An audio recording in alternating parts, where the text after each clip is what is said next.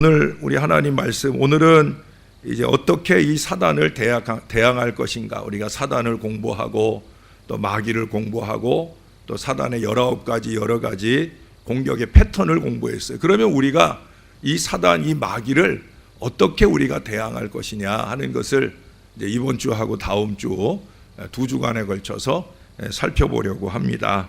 우리 첫 번째 주제를 살피기 전에 말씀을 한 군데 찾아보죠. 야고보서 4장 7절입니다. 야고보 4장 7절.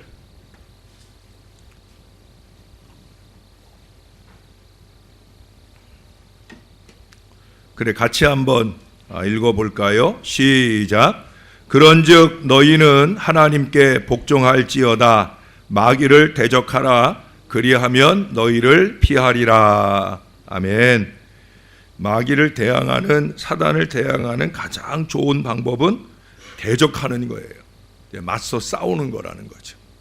공격을 해야 된다는 거예요. 공격이 최선의 방어다 하는 얘기 여러분 들어보셨을 거예요. 그래서 오늘은 진짜 적어야 될 게 많고 그림도 좀 그리고 해야 되는데, 우리 박 전사님이 예담 들어가는 바람에 이 태블릿을 수요일 날에는 제게 연결을 해도 잘 안 돼가지고 박 전사님 걸 쓰다 보니까 오늘 박 전사님 없으니까 좀 눈치껏 좀 놓고 가지, 그걸 다 가져가 가지고 그래서 오늘 그림도 좀 그려주고 해야 되는데 여러분이 총명한 머리로 잘 헤아려 들으시면 좋겠습니다. 사단을 대항하는 첫 번째는 따라해 보십시다. 마귀를 대적하라. 무슨 얘기인지 잘 안 들려요? 들리죠? 다시 한번. 마귀를 대적하라. 마귀를 대적하는 거예요. 적극적인 자세로. 그러나 내가 대적할 힘이 좀 작다 싶을 때는 피하는 게 더 좋은 거예요. 그 다음에 8절에 뭐라고 그러냐면 하나님을 가까이 하라. 그리하면 너희를 가까이 하시리라. 결국 하나님을 가까이 함으로 마귀의 일을 피하는 것이 마귀를 대적하는 게 되는 거예요.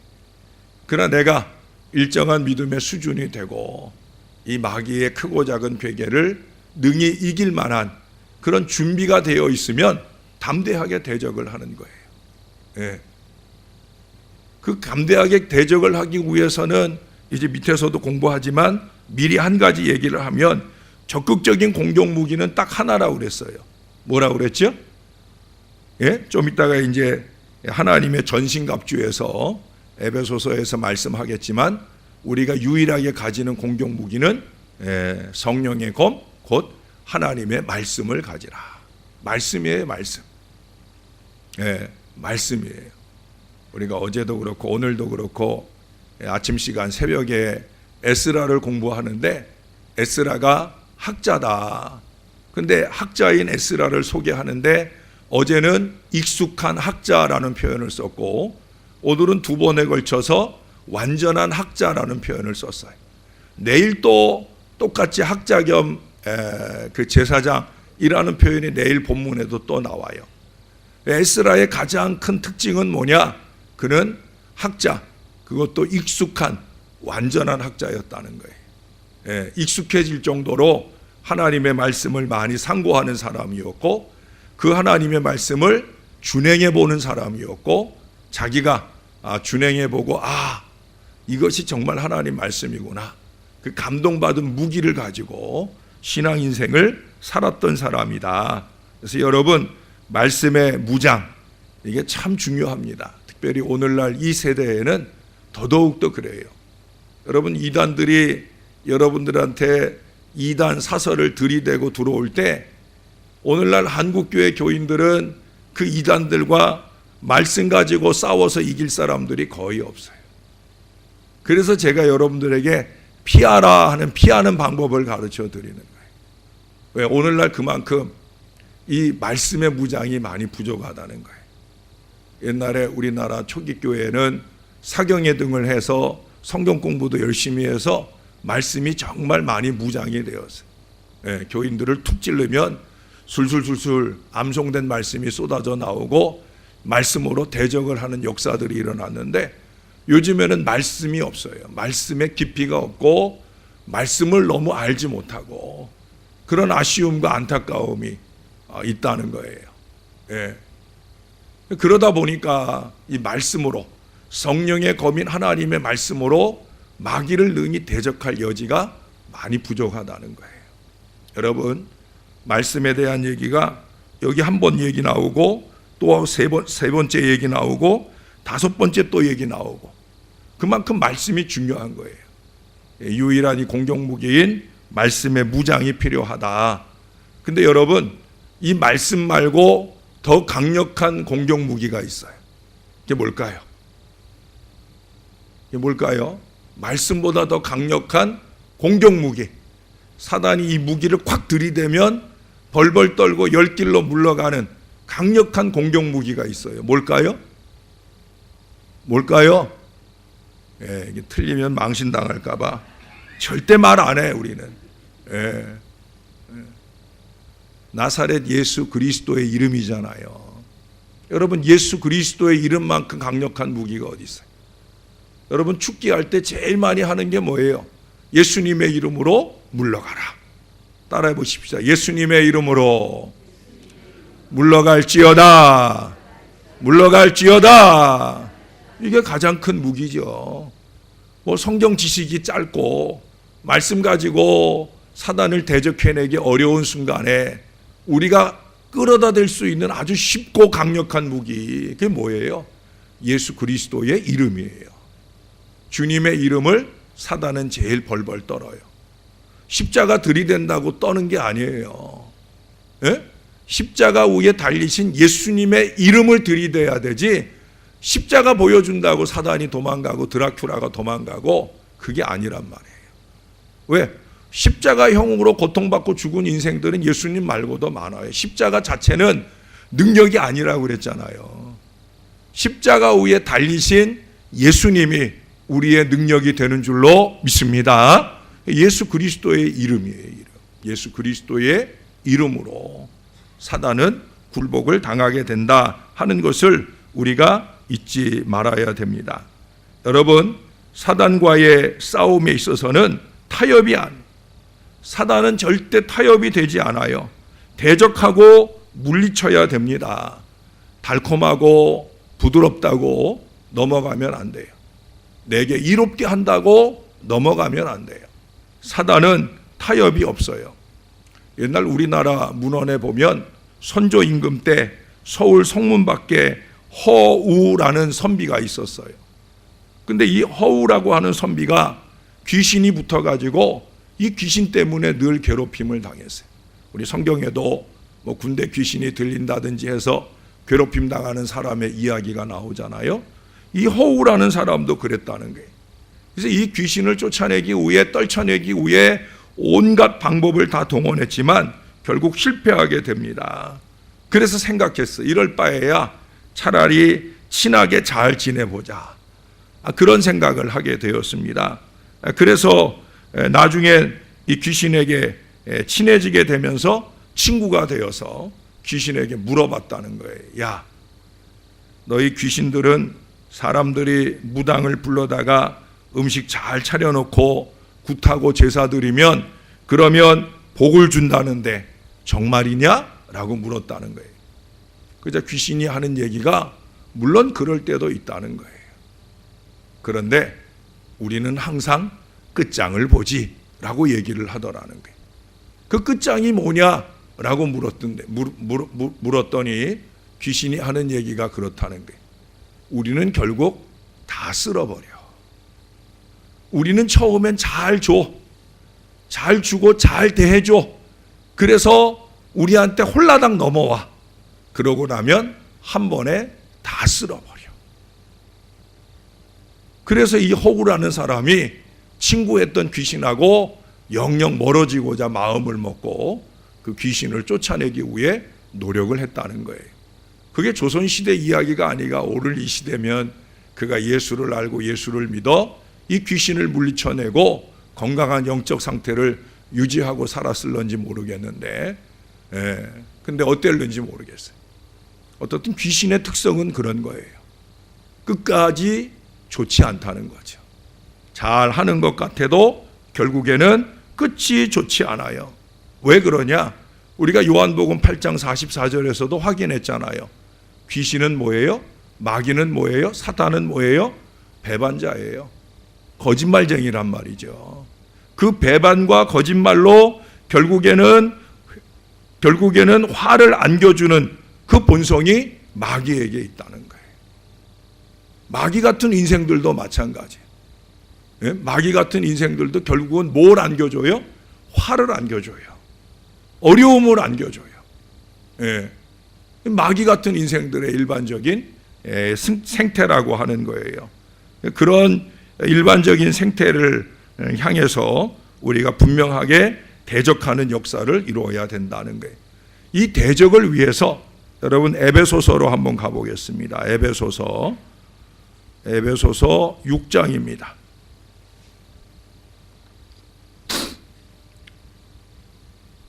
여긴 10가지로 이 대항 방법을 적고 있는데 두 번째는 첫 번째나 세 번째하고 연결되는 얘기라 제가 그냥 말씀만 한 구절 보고요. 바로 세 번째 하나님의 전신갑주를 취하라 하는 부분으로 넘어가도록 하겠습니다. 먼저 11절을 한번 읽어봐야 되겠습니다. 10절, 11절. 자, 에베소서 6장 10절, 11절 여러분들이 한번 한 목소리로 읽어주세요. 시작.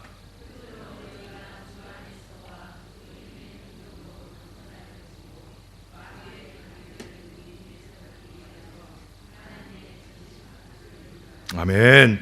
이 하나님의 전신갑주를 입으라는 얘기는 그 뒤에 13절에서도 반복되죠. 하나님의 전신갑주를 취하라 하는 얘기로 반복됩니다. 10절은 우리 지난 주일에 은혜 가운데서 강하고 하는 말씀과 비슷한 얘기죠. 주 안에서와 그 힘의 능력으로 강건하여지고. 네. 주 안에서 지난주에도 우리가 예수 그리스도 안에 있는 은혜 가운데서 강하고, 은혜는 그리스도 안에 있다고 그랬어요. 그리스도 밖에서 잘 되는 일은 은혜 아니라고 그랬어요. 예수 믿는 우리에게는 예수님 안에서 되어지는 일들이, 잘 되어지는 일들이 우리에게 은혜라고 그랬어요. 그 은혜 가운데서 우리는 강해지는 거예요. 근데 여기 11절에 뭐라고 그래요? 마귀의 간계를 능히 대적하기 위하여. 여러분, 마귀가 무서운 존재입니다. 쉽지 않아요. 간계라고 하는 표현은 정말 간사하기가 이를 데 없다는 거예요. 우리가 가진 머리 이상으로 마귀는 머리를 써요. 또 소위 머리를 쓴다는 사람의 그 머릿속에서 마귀는 여러 가지 간계를 합니다. 그래서 그 마귀가 쓰는 간계 이상으로 내 머리가 집중되지 않으면, 내 마음과 믿음이 집중되지 않으면 이거 쉽게 이겨먹을 수가 없는 거예요. 마귀의 간계, 한순간에 후딱 그 간계에 넘어질 수 있어요. 그래서 하나님의 전신갑주를 입으라 하는 거예요. 그래서 13절 이하에 하나님의 전신갑주를 취하라 그러면서 거기도 그러잖아요. 너희가 능히 대적하고 모든 일을 행한 후에 서기 위해서 하나님의 전신갑주가 필요하다는 거예요. 예, 오늘 이거를 다 사실은 한 구절 가지고 한 주일 설교도 할 수 있을 정도로 중요한 얘기들이지만 간단하게 한번 얘기를 할게요. 자, 그런즉 서서 진리로 너희 허리띠를 띠고, 14절입니다. 진리의 허리띠 따라해 보십시다. 진리의 허리띠. 예, 진리의 허리띠예요. 군대에서는 이걸 요대라고 해요. 허리 요자를 써서 요대. 여기에 이렇게 두껍게 허리를 받쳐주는 모든 힘이 이 허리로부터, 특별히 이제 군사가 병사가 나가서 싸우려고 하면 이 허리가 잘 받쳐줘야 되니까 이 전신갑주에 있어서 중심을 이루는 바로 진리의 허리띠예요. 간혹 이제 목회자들이나 주석가들 중에는 이 진리라고 하는 그 단어 자체만 생각을 하고 이것을 복음으로 생각하는 경향성이 있는데, 여기서 말하는 진리는 복음이 아닙니다. 이것은 진실, 공의, 충실, 이런 의미를 갖는 그런 말입니다. 진실의 허리띠라고 생각하는 거예요. 이게 자기중심적인 억지나 거짓을 진리로 착각하면 안 되는 걸 말하는 거예요. 내가 가진 주관적인 진리를 말하는 게 아니에요. 객관적인, 누가 보더라도 이게 옳다라고 보여질 수 있는 바로 그 진리, 진실을 말하는 거예요. 사단은 아까도 제가 요한복음 8장 44절을 인용했잖아요. 사단의 가장 큰 특징이 뭐냐면 거짓말이에요. 거짓말. 예수님에게 와서 예수님을 시험할 때에도 예수님에게 들이대는 것들이 거짓말들이고, 사단은 어느 때든지 하와에게 찾아와서 하와에게 들이대는 것도 거짓말이고, 저는 그래서 거짓말하는 사람을 싫어해요. 말을 지어내기 좋아하는 사람을 싫어해요. 어떤 사람은요, 왜 저 일에까지 거짓말을 할까 싶은 사람도 있어요. 교회에 중직을 맡고 있으면서도 거짓말이 입에서 너무 쉬운 사람, 전 정말 그런 사람이 싫어요. 예? 거짓말쟁이는 사단의 일이라는 거죠. 사단이 제일 먹기 좋아하고 놀기 좋아하는 대상이 누구냐? 거짓말하는 사람이에요. 거짓말하는 사람. 그러나 반대로 사단이 겁내는 사람은 어떤 사람이냐? 진실한 사람이에요. 진리 위에 서 있는 사람이에요. 사단은 그런 사람들을 겁내요. 그런 사람들에게 범접할 수 없는 그런 두려움을 사단은 느껴요. 우리가 사단을 물리쳐내기 위해서 우리가 가장 적극적으로 할 수 있는 마음과 삶의 태도, 언어의 습성, 그것은 다름 아니에요. 진리, 진실을 말하고자 하는 노력들이 사단으로 하여금 우리를 떠나게 하는 가장 좋은 비결이라는 거예요. 거짓말 한두 마디가 나오기 시작하면서 이미 나의 머릿속은 사단이 지배하고 있는 거예요. 하나의 거짓말을 합리화시키기 위해서 또 다른 거짓말들을 만들어내도록 우리의 머릿속에서 역사한다는 거죠. 이사야 11장 5절에 보면 공의로 허리띠를 삼으며 성실로 그의 몸에 띠를 삼은 우리 예수님에 대한 예언의 말씀이 나와요. 공의로 허리띠를 삼는단 말이에요. 성실로 그 몸에 띠를 삼는단 말이에요. 예? 띠를 딱 삼는 거죠.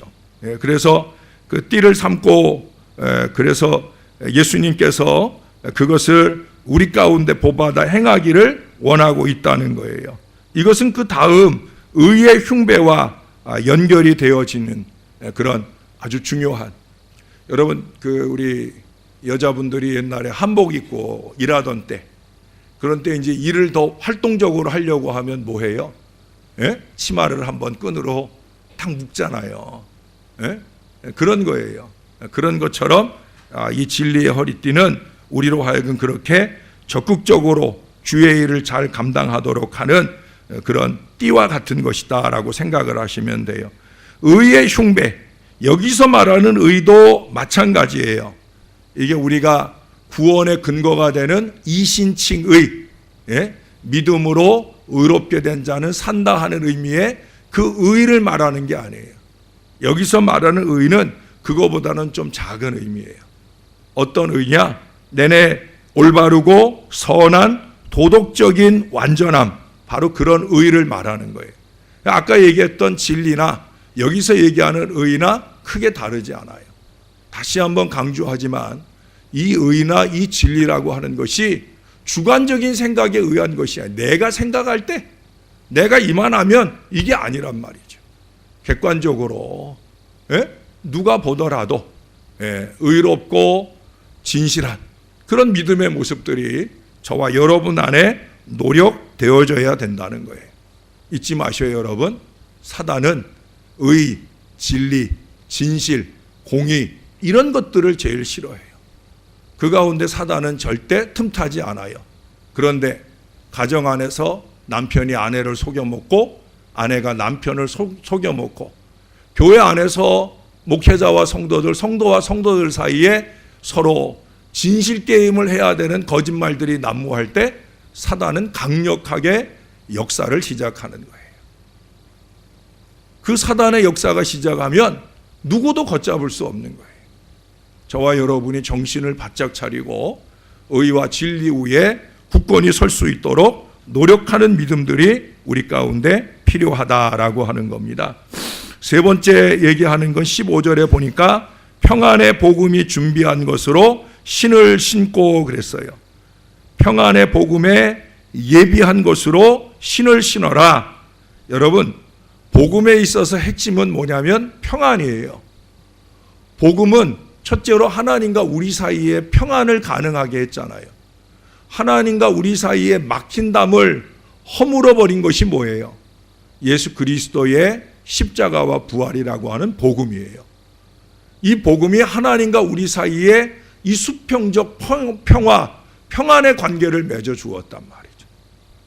근데 이 복음이라고 하는 것은 이 수평적 관계에서의 평안만 말씀하는 그런 복음이 아니에요.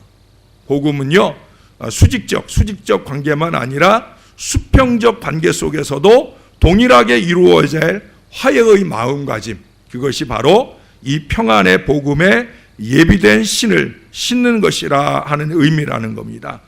비로소 그럴 때 제대로 복음의 신이 되는 거예요. 여러분, 초대교회 당시에 복음이 초대교회 유대인들에게 전해지고, 그리고 디아스포라 유대인들, 유대인들의 입장에서 볼 때는 그들은 유대인이 아니라 이방인 같은, 그들이 이제 예수 복음을 받으면서 그들이 뭐가 돼요? 복음 안에서 하나가 되잖아요. 그래서 유대인과 이방인이 하나가 되고 화해가 되어지는, 여러분, 유대인들의 수구주의는 우리가 조선시대 마렵의 흥선대원군이 했던 그런 수구주의하고는 비교할 수 없을 정도예요. 아주 철저한 유일실 신앙을 중심으로 해서 철저하게 자기들 중심의 신앙 공동체를 고집하던 사람들. 근데 거기에 예수 그리스도의 복음이 탁 전해지니까 그들이 마음이 열리고 이방인들을 그들 가운데 받아요. 초대교회가 첫 번째 모였던 사도회의, 사도행전 15장에 나온 사도회의에서 다룬 주제가 뭐냐? 이방인으로서 예수 믿게 된 사람들을 어떻게 잘 믿게 할 것이냐 하는 거예요. 거기 초기교회 유대인들이, 기독교인 지도자들이 처음에 했던 얘기들은 뭐냐? 그들도 똑같이 할례도 받게 하고 우리 유대인들처럼 똑같이 유대인이 되고 난 뒤에야 기독교인이 되게 해야 된다 하는 것들을 강조하는 사람들이 많았어요. 그러나 결국 그 예루살렘 교회의 지도자인 사도들이나 그 사도들을 그 당시 이끌고 가는 예수님의 동생 야고보 같은 경우가 이제 올바른 진리를 가르쳐 주죠. 그게 뭐예요? 아니다. 유대인이 되고 나서 기독교인이 되는 게 아니라 기독교인 되는 게 더 먼저다. 그게 복음이다. 우리가 유대인이기 때문에 구원받은 게 아니라 예수님의 십자가와 부활이라고 하는 이 복음 때문에 구원받은 거다 하는 그 얘기를 강조하면서 그들이 서신을 씁니다. 그래서 전 세계로 흩어져 있는 기독교인들에게 그들을 얽매고 있는 모든 율법적 억압, 유대인적 사고를 무너뜨리고 네 가지, 아주 이거는 유대인이거나 아니거나 간에 기독교인이라면 적어도 이런 것들은 지켜야 된다 하는 그 네 가지, 음행이라든지 목매어 죽이, 하여튼 거기 네 가지가 있어요. 그것 외에는 그들이 기독교인이 되는 제한을 자유롭게 하자 하는 결정을 하게 되어집니다. 왜 그게 가능해요? 복음 때문에 가능한 거예요. 복음 때문에. 그래서 유대인과 이방인 사이에 막힌 담을 허물어 버리는 것이 바로 복음이에요. 그러니까 저와 여러분이 복음의 신을 신은 건강한 전도자가 되려고 하면 이런 화목의 제물, 여러분 바울도 우리 지난주에 보았잖아요. 사도행전 9장에 보면 살기가 등등해가지고 가던 사람이 바로 바울이에요. 예수 믿는 사람들을 잔해하는 일들을 가장 앞장서서 했던 사람이에요. 그런데 그의 가운데 예수 그리스도의 복음이 들어오잖아요. 복음이 들어오니까 어떻게 돼요? 그가 잔해하던 그 대상들과 화해가 되어지고 하나가 되어지고 오히려 그들과 함께 복음의 위대한 역사를 열어가는 건강한 사도적 사명을 감당하잖아요. 여러분 성경을 한번 찾아보겠습니다. 로마서 12장입니다. 로마서 12장입니다.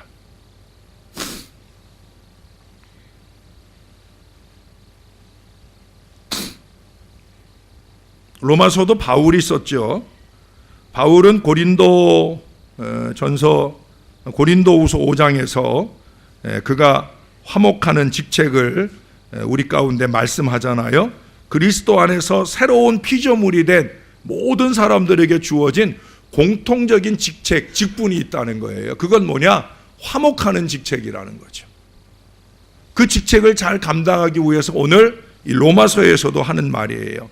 12장 17절, 로마서 12장 17절 18절 같이 한번 읽어보겠습니다. 시작.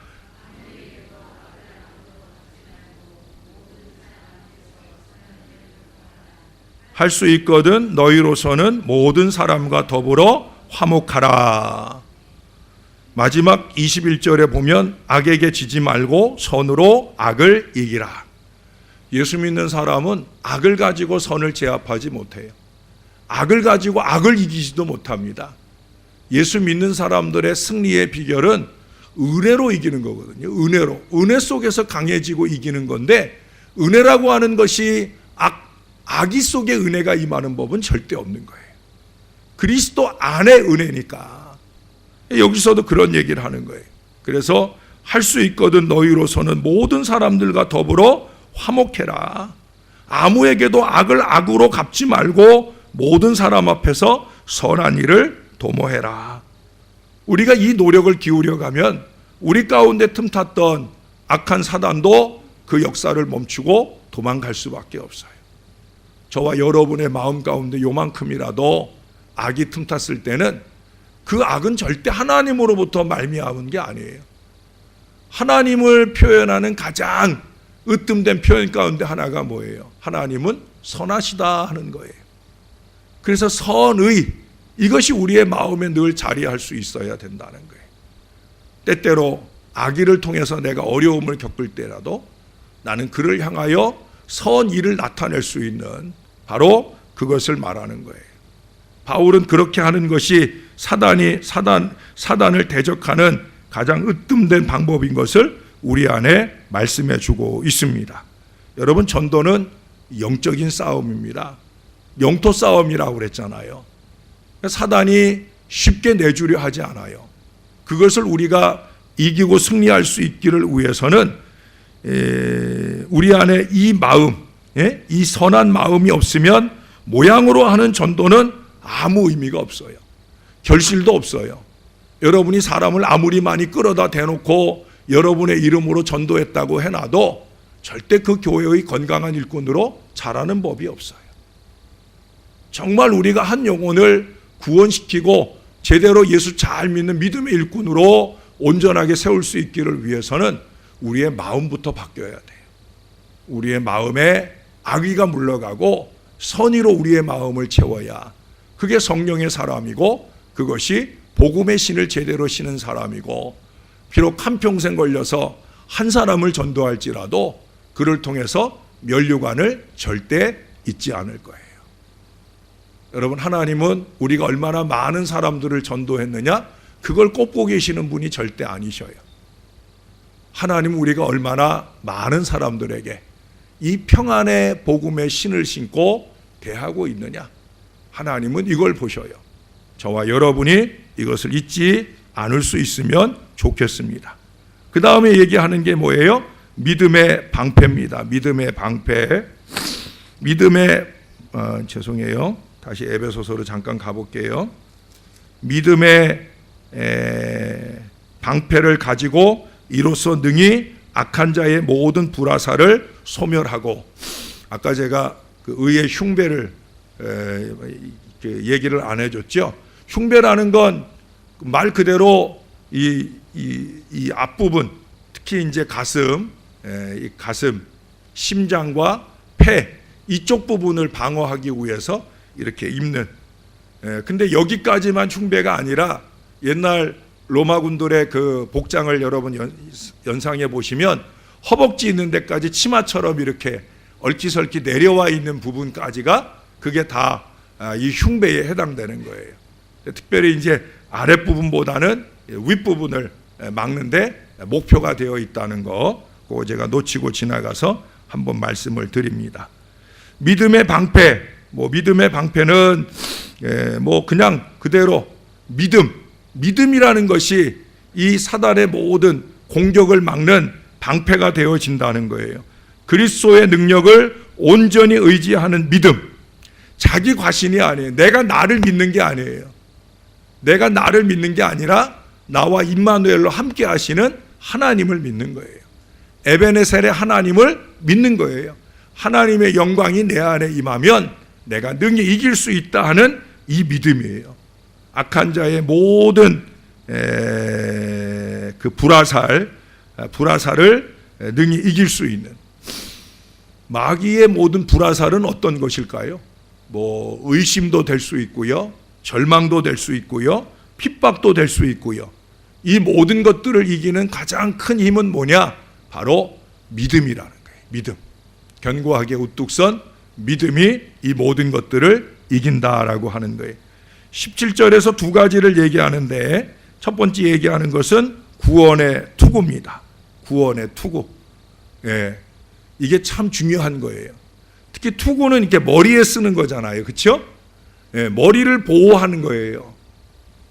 근데 그 머리를 보호하는데 이 투구가 뭘 보호하느냐? 구원을 보호한다는 거예요. 따라해 보십시오. 나는 구원받은 하나님의 백성이다. 나는 구원받은 하나님의 백성이다. 믿습니까? 믿습니까? 저는 이 얘기를 여러분들의 죽는 날까지 반복합니다. 구원의 확신은 제가 늘 계속 물어볼 거예요. 지금 당장 죽어도 천국 갈 줄로 믿습니까? 믿습니까? 언제 어느 때 누구에게서 이 질문을 받더라도 여러분들이 이 고백을 놓치지 마셔야 돼요. 우리 어르신들은 절대 치매 없이 천국 갈 줄로 믿습니다. 그러나 안타깝게도 혹여 치매가 찾아오더라도, 그렇더라도 절대 잊지 말아야 될 한 가지, 나는 구원받은 하나님의 백성이다. 이게 구원의 투구예요. 우리 머릿속에 있는 모든 지식들이 다 잊혀져 가고 소멸되어 가도 나이가 먹으면 자꾸 잊혀지잖아요. 그렇죠? 또 잊어버리는 게 은혜이기도 하잖아요. 그런데 절대 잊지 말아야 될 한 가지가 있어요. 나는 구원받은 하나님의 백성이다. 바로 이것을 잊지 않는 게 구원의 투구를 쓰는 거예요. 그것이 사단에게 내미는 가장 강력한 신분증이에요. 나사렛 예수 그리스도의 이름으로 이게 막 급하면 생각 안 나더라도 나는 구원받은 하나님의 백성이다 라는 이 고백만 우리 안에 분명하면 사단이 한 길로 왔다가 10길로 떠나가는 역사가 나타나게 될 줄로 믿습니다. 사단은 우리 머릿속에서 끊임없이 이런 생각들을 하게 해요. 야, 너 같은 게 뭘 구원을 받아? 너 어제도 거짓말했잖아. 너 어제도 물건 하나 팔아먹겠다고 거짓말했잖아. 너 어제도 돈 몇 푼 얻어보겠다고 거짓말했잖아.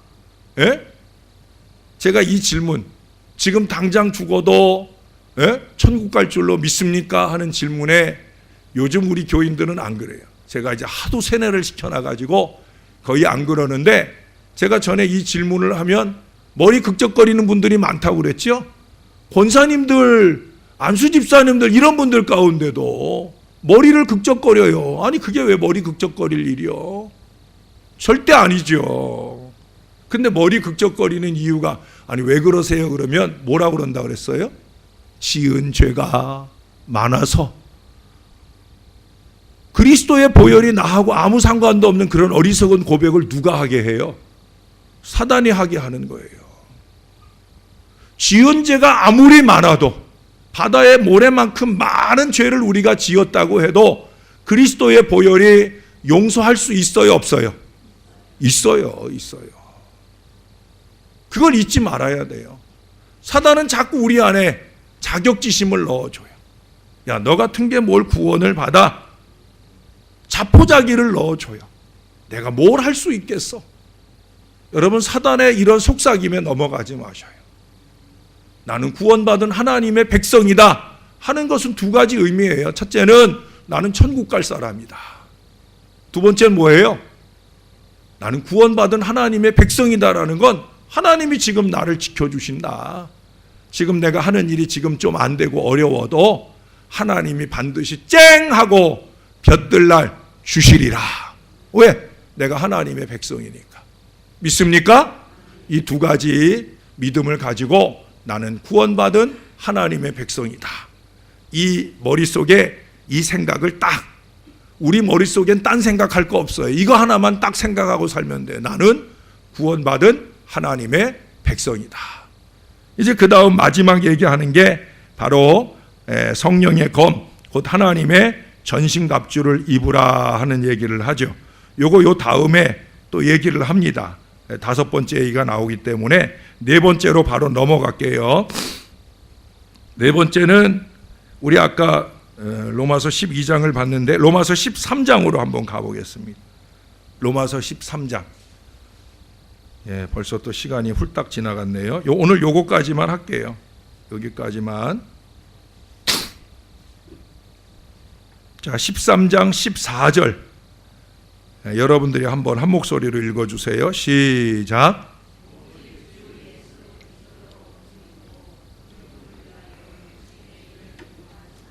아멘. 사단의 괴계를 이기는 네 번째 얘기하시는 게 뭐냐? 주 예수 그리스도로 옷 입고. 할렐루야. 예수님으로 옷 입으라는 거예요. 이 예수님의 옷은 두 가지예요. 하나는 속으로 입는 옷이 있어요. 속으로. 우리 옷은 겉으로 입는데 그리스도의 옷은 속으로 입는 거예요. 내 마음에 그리스도를 채우는 것. 예? 그게 그리스도로 옷 입는 거예요. 여러분 혹시 여기 세례 안 받으신 분들 있어요? 세례 안 받은 분도 없죠? 여긴 다 지금 세례 받았어요. 갈라디아서 3장 27절에 말씀하기를 세례라고 하는 게 뭐냐? 그리스도로 옷 입는 게 세례예요. 성경 우리에게 그렇게 가르쳐줘요. 세례 받는 것은 뭐냐? 그리스도로 옷 입는 거라는 거예요. 제가 세례 문답할 때마다 이 점을 강조합니다. 전처럼 사실려면 세례 받지 마세요라고도 얘기합니다. 전에하고 다르게 살려면, 세례 받으라고 얘기합니다. 세례라고 하는 건 내 속사람이 그리스도의 옷을 입는 거예요.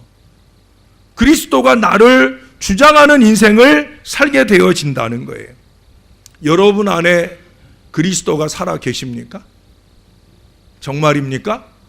아닌 것 같던데. 그리스도보다는 내가 여전히 살아있는 경우가 더 많아 보이는데, 예? 나의 어리석은 혈기나 욕심이나 이기가. 여러분 그 다음에 하는 얘기가 뭐예요? 그리스도로 옷 입고 정욕을 위하여 육신의 일을 도모하지 말라. 정욕을 위하여 육신의 일, 이기와 욕심으로 사는 순간 그리스도의, 우리 속사람 안에 그리스도의 옷은 사라져 버린 거예요. 사단이 다 알아요. 야, 너 고까지 거 먹으려고 너 그리스도의 옷을 벗어 던지냐? 내가 너한테 깊이 들어가 주마. 사단은 다 알아요. 금방 알아요. 우리가 어떤 이기와 욕심을 가지고 거짓과 술수를 부리고 있는지 사단은 다 알아요. 여러분, 그리스도가 우리 안에서 우리를 주장할 수 있도록, 우리의 가장 큰 문제는 내 안에 계신 예수님을 자꾸 우리가 죽인다는 거죠. 죽인다는 거예요. 여러분, 아니라 생각하지만 많은 순간 우리는 우리의 혈기와 욕심대로 살아갑니다. 예수님께서 우리 안에서 당신의 뜻을 펼치시려고 꿈틀대시면 부족한 종의 설교 말씀 속에서 하나님의 말씀을 감동받고 그리스도의 옷을 새롭게 잘 입으려고 하면, 그러면 나는 내 안에 계신 그리스도께 이렇게 말합니다. 예수님, 잠자코 계세요. 내가 다 알아서 할게요. 라고 말한다니까요. 예수님, 잠자코 계세요. 내가 다 알아서 할게요. 알아서 하긴 뭘 알아서 해. 내가 알아서 하는 것이 아니라 사단이 알아서 하고 있는 거예요. 우리가 몰라서 그렇지 그리스도께서 나를 주장하는 인생을 살지 않는 순간 사단이 내 안에서 사단이 알아서 다 하고 있는 거라니까요. 내가 잘나고 똑똑해서 내가 알아서 하는 게 아니라 사단이 알아서 하는 일들을 내가 하고 있다는 사실을 우리가 잊지 말아야 돼. 늘 자주 강조하지만 그리스도께서 나를 주장하시도록 나의 중심에서 나를 주장하는 인생으로 살아가는 것, 그게 뭐예요? 그리스도로 옷 입는 거예요. 속으로 입는 옷이에요. 겉으로 입는 옷이 또 있어요. 겉으로 입는 옷은 삶으로 입는 옷이에요. 삶으로 입는 옷, 그리스도인 다움, 그것을 유지하는 거예요. 사단에게 절대 틈을 주지 않는 거예요. 거짓이나 짜증이나 불평이나 비난이나 교만이나 게으름, 이 모든 것들이 내 안에 있지 않도록 몸부림치며 노력하는 영적인 삶을 추구하는 거예요. 그래서 그리스도께서 내 안에 사는 것처럼 그리스도께서 밖으로 내 가운데 표출되어지는 그런 믿음의 삶을 제가 살아야 되고 여러분들도 사셔야 된다는 거예요. 그리스도로 옷 입고 살아서, 여러분 오늘 아침에 우리가 에스라 공부할 때도 그랬잖아요. 에스라가 하나님의 말씀의 완전한 학자라고 하는 해석은 에스라가 스스로 하는 게 아니에요. 이방왕 아닥사스다가 그렇게 평가하는 거예요. 이방왕 아닥사스다가 볼 때 저 에스라는 하나님의 율법의 말씀의 완전한 학자다. 그게 말씀을 잘 아는 사람이라는 의미만은 아닙니다. 그 말씀대로 살고 있는 사람이다. 누가 볼 때? 아닥사스다가 볼 때. 그래서 아닥사스다 왕이 그가 원하는 거라면 다 들어줘요. 이제 이스라엘이 2차 귀환을 이끌고 갈 때도 너 원하는 거 있으면 원하는 사람이 있거나 원하는 물건이 있거나 뭐든지 네가 원하는 대로 다 해주마 라는 얘기들을 덧붙여가요. 제3자가 볼 때 그렇게 그를 하나님의 백성으로 인정한다는 거죠. 우리가 우리의 머리 가운데 나는 구원받은 하나님의 백성이다 라는 사실을 잊지 않고 사는 것 중요합니다.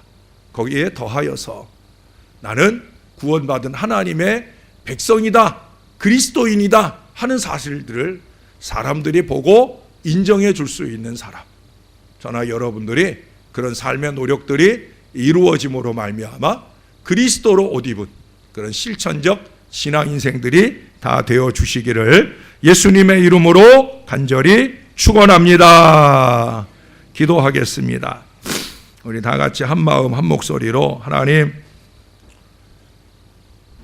사단의 모든 계계가 심각한 이때에 하나님의 전신갑주를 입게 해주시라고, 나는 구원받은 하나님의 사람이다 하는 사실 잊지 말고 살게 해달라고, 무엇보다도 내가 그리스도로 옷 입은 사람 되게 해달라고, 내 정욕이나 이기적 욕심을 위하여 육신의 일을 도모하지 않는 건강한 믿음의 사람 되게 해달라고 우리 다 같이